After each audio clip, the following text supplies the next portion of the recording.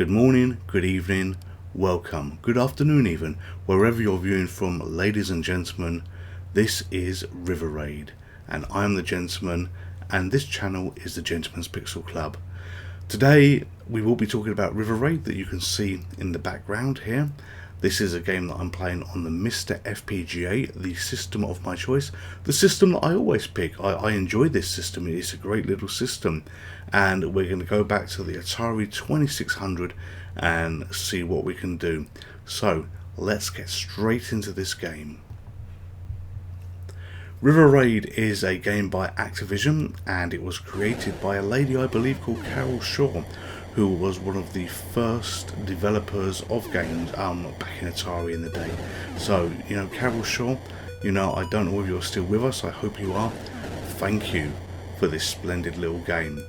I had a bit of fun playing this to start off with. I had seen it years and years ago at a mutual friend's house. He wasn't a particular friend of mine, but my friend who I was with was a friend, and he was the kind of kid that had all these wonderful new toys.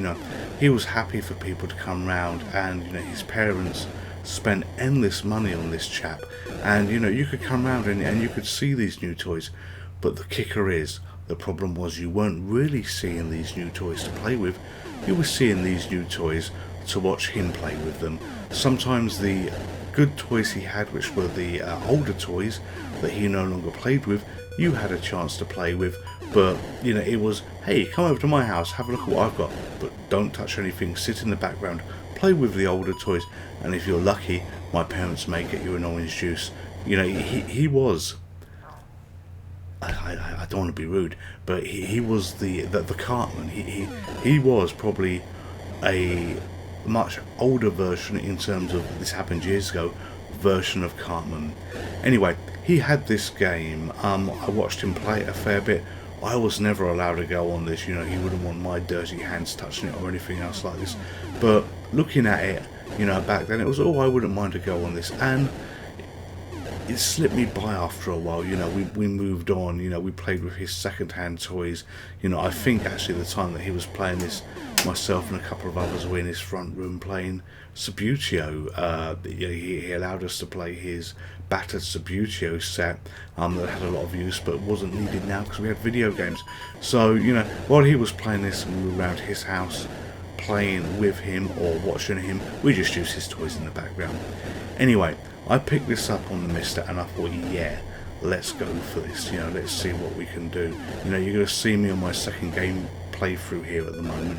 3 lives I believe I've got left at the moment, and you have to basically fly over this river, and everything is at 0 altitude. You can hit the boats, you can hit the ground like I've just done there, you can hit anything, and the planes fly at 0 altitude, the helicopters fly at 0 altitude. It was a game back then that was obviously good fun, and it's good fun today, but you're just looking at the logistics of everything and hang on a minute, this isn't quite right. You have the planes flying straight across the screen, the little blue things that look like birds. There's one on the top left now, it's gone now. You can hit those, they don't collide with the scenery, but I do. But hey, it makes the game fun. So this is attempt 3 now. What I'm looking to do is get a little further into the game than what I normally do. This is the not first playthrough that I had. The first time I played it, you would all be laughing very, very poorly at my skills. I was flying over, I was shooting the fuel thinking, this is going to increase my fuel, without paying much attention to the fuel that I had on the bottom of the screen. I was thinking I believe it's scramble type games where you're flying through the caves, and you can shoot bombs that land on fuel dumps, and you can shoot missiles as well to get the rockets to go up. And I was thinking very much the same thing, shoot the fuel and it will increase your fuel, but I was focusing more on the helicopters, the boats and everything else that we had going on here, and not able to get very far, thinking, this doesn't seem right, what am I doing wrong? You shoot all the fuel to collect the fuel, but you weren't getting anywhere. And then I found you fly over the fuel, and that's when your plane refuels. What you can do on this game as well is you can accelerate by pushing forward. You can pull back, and if you pull back to slow down while you're going over the fuel, you get more fuel that goes into your little plane. And it's a lovely little game. It really is nice. Although I hit the wall again there, or the ground, because everything is at altitude 0. This game has some fantastic sounds. I was thinking when I was playing this, you know what, the sound of your jet plane is really good, and it doesn't feel right that this sound is on Atari 2600, but the lady Carol Shaw, who created this game, has actually done a marvellous job with this. I think there was a sequel called River Raid 2, but again, a real fun game to pick up and have a go on. What I'm looking to do is try and get as much score that I can here, get as far as I can, and we start again. There's been numerous goes for this.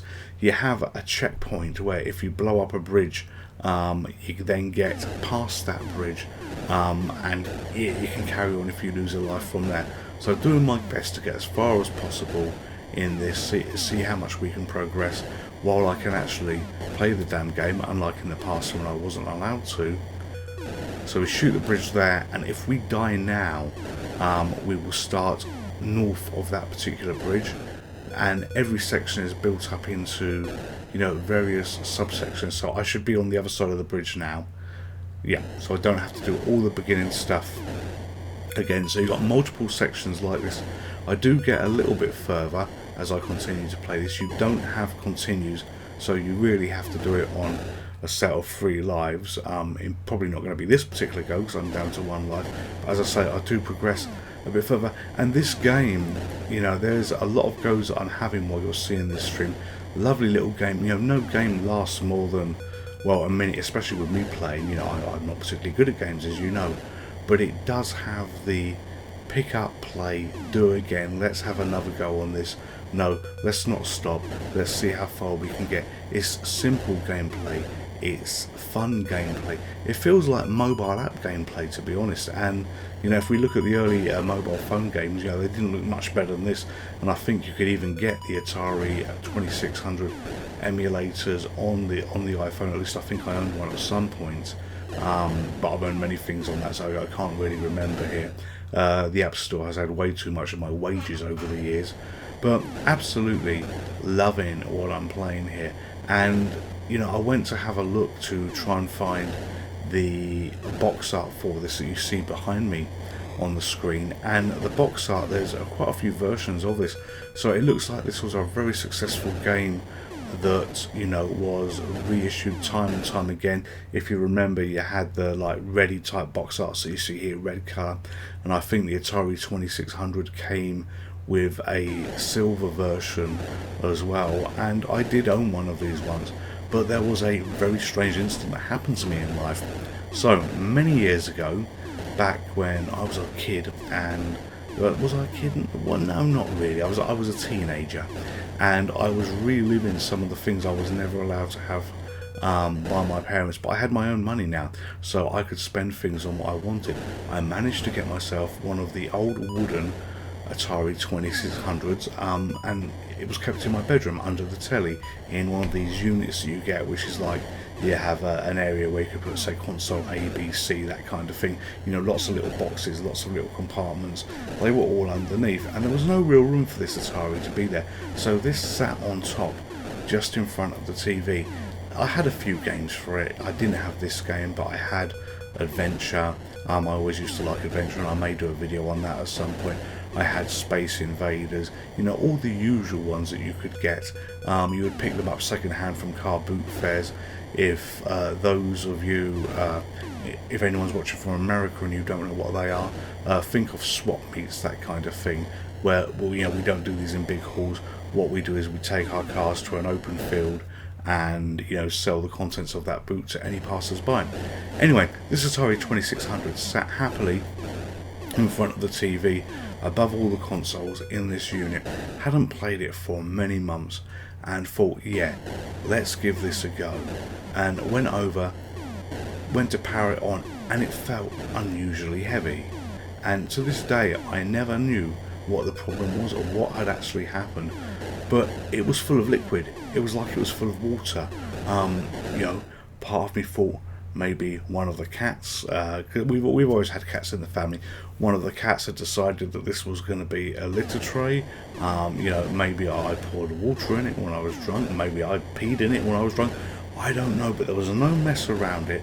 There was no smell, so I don't think anybody really did pee in it. But strangely, it was full of liquid. You know, I would love to know what happened. You know, there was a lot of arguments in the house about this, where I was accusing everybody and anybody for doing this because I wouldn't do something as stupid as fill one of my consoles with liquid. But in fairness, the only other people that could have done this would have been my parents, and you know that they had a natural dislike of me with consoles, video games and everything. You know, if you listen to the Rally X video, I explained the incident that created a really bad situation where I was spending money selling things that I didn't have to have continues for that, and they never really, you know, forgave me for this one. And I'm not saying they hold grudges, but you know, let's put this in perspective. They brought me a ZX Spectrum, a Spectrum 48K, the old rubber keyed version, and what they also brought me with it was a couple of games. I had Ant Attack, I had Gangsters, but I had some tools as well, and these were learning machine code. That they had this idea that for some reason I was basically going to grow up, learn machine code, and I guess make them all rich, because I'd read stories about, you know, these young entrepreneurs, you know, these bedroom coders and everything else like this. I did none of this. I didn't even make myself rich, but you know, and machine code got fired up a few times. But I say there was a natural hatred for consoles, so they wouldn't have been likely to have been the ones that would fill this console with water, or whatever the liquid was. You know, maybe I should have tasted it to find out what it was. Maybe it was beer. I just don't know. So look, I'm getting a bit further here now. I've been talking about myself, but look, 7,130, and I'm certainly moving up the levels on this game. You know, cracking down. Maybe I get past 8,000, shooting the fuel gun, then I should really be flying over it. But lovely game. You know, if you want a bit of fun, you want a bit of old retro fun, pick this up, blow the bridge, fly on the other side. You know, this is going really well, and then I die. So this has been River Raid. I'm the Gentleman.